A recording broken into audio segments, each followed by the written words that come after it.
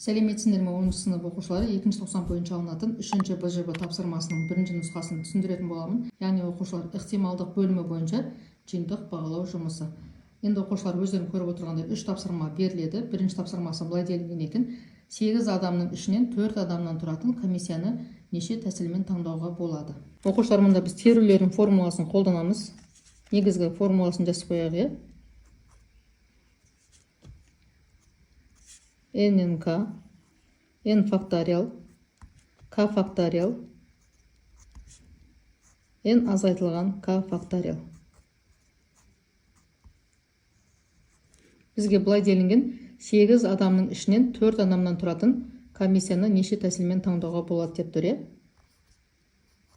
8 адамнан тұратын, 8 адамның ішінен 4 адамнан тұратын. 8-ден 4 деп аламыз.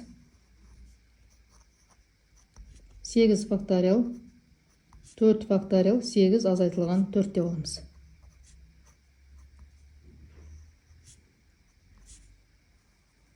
Енді 4 факториалдың өзін жазып аламыз.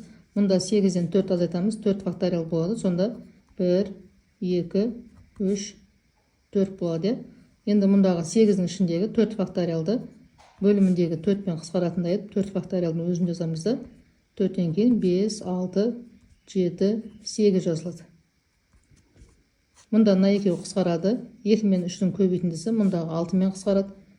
4 пен 8-ді қысқартамыз. Екеуді 4 деген санға бөлінеді. Мұнда 2, мұнда 1 болады. Сонда 2-ні көбейтеміз. Яғни 5-ті көбейтеміз 2-ге, көбейтеміз 7-ге тең болады 70-ге. Сонда 70 тәсілі болады екен.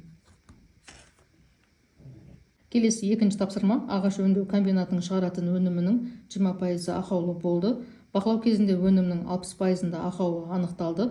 Қалған өнімдері сатылымға жіберілді. Кездейсоқ сатып алынған өнімнің ақаусыз болу ықтималдығын табыңдар.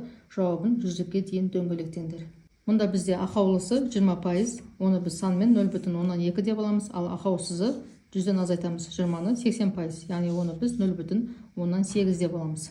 Бақылау кезінде өнімнің 60%-ында ақау анықталған, яғни 60% жойылған. Сонда сатылымға кеткен анықтау үшін 100%-дан азайтамыз 60%-ды, тең болады 40%-ға. Енді 0,4-ге көбейтеміз 0,2-ні, ол тең болады 0,108-ге. Сонда сатылымға кеткені 0,108-ге қосамыз 0,18-ді, тең болады 0,188-ге.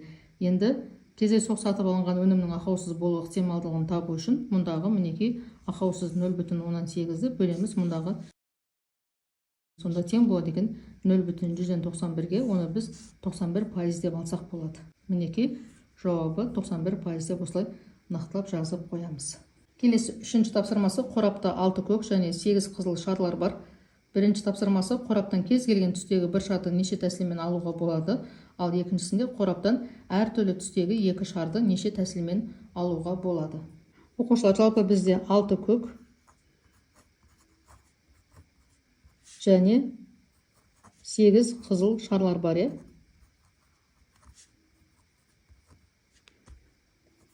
Енді бірінші тапсырмасы бойынша қораптан кез келген түстегі бір шарды неше тәсілмен алуға болады дейді. Ол үшін істейміз: 6-ға қосамыз 8-ді. Сонда тең болады 14-ге. Енді келесі екінші тапсырмасы бойынша қораптан әртүрлі түстегі 2 шарды неше тәсілмен алуға болады дейді. Ол үшін істейміз: 6-ға көбейте саламыз 8-ді. Сонда тең болады 48-ге. Яғни 48 тәсілмен алуға болады екен. Оқушылар, мұндағы екінші тапсырманы сендер терулерге салып тапсаңдар да болады. 14 тәсіл және 48 тәсіл.